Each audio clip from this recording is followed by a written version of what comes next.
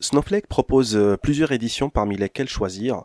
Il existe 4 éditions de Snowflake, l'édition standard, Enterprise, Business Critical et Virtual Private Snowflake, ou VPS.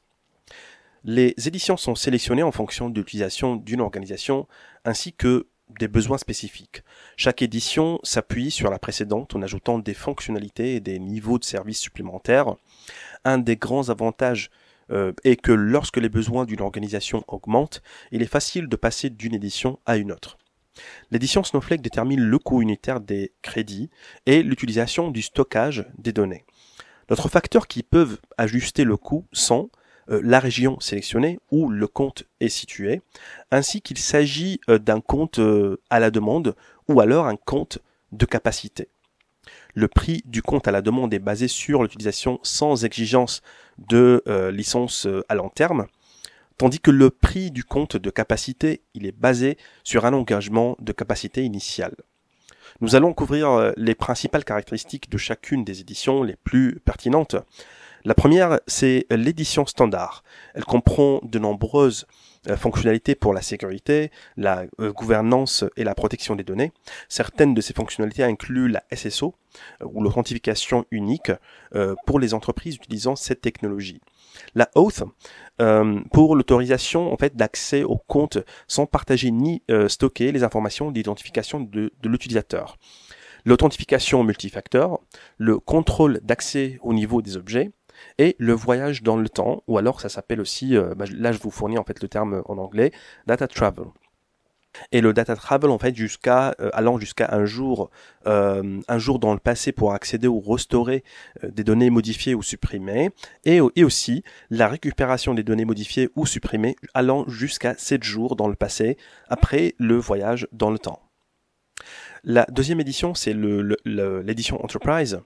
Elle comprend toutes les fonctionnalités de l'édition standard, ainsi que des fonctionnalités supplémentaires telles que le voyage dans le temps étendu jusqu'à 90 jours, la sécurité au niveau des colonnes, les politiques d'accès aux lignes déterminant quelles lignes peuvent être récupérées dans un résultat de requête, et le marquage d'objets pour suivre plus facilement les données sensibles et l'utilisation des ressources.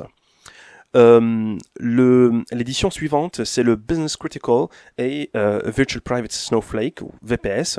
Ces éditions comprennent toutes les fonctionnalités des éditions Standard et Enterprise, ainsi que des fonctionnalités supplémentaires.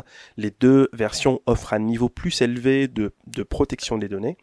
Pour soutenir les organisations avec des données extrêmement sensibles, elles prennent en charge les informations de santé protégée, Protected Health Information, PHI, conformément aux certifications aussi et réglementations HIPAA et HITRUST CSF. Ces versions offrent également un cryptage géré par le client.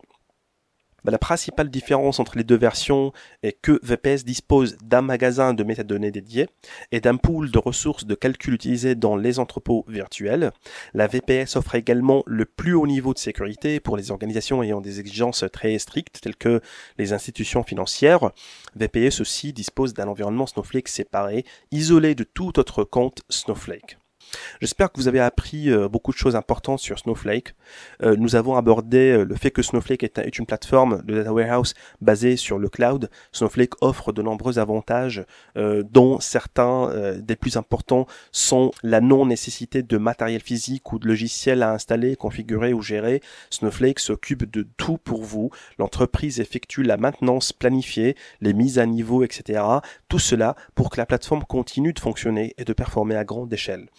Nous avons également parlé de l'architecture de Snowflake qui se compose de 3 grandes zones, le stockage de la base de données, le stockage de la base de données, le traitement des requêtes et les services cloud. Nous avons montré comment accéder à Snowflake, comment démarrer un essai gratuit et les options disponibles lors d'un démarrage d'un essai gratuit. Enfin, nous avons discuté des différentes versions et fonctionnalités que Snowflake propose. Il y a encore beaucoup de choses à apprendre. J'espère vous voir dans le prochain module, l'architecture de Snowflake et son écosystème.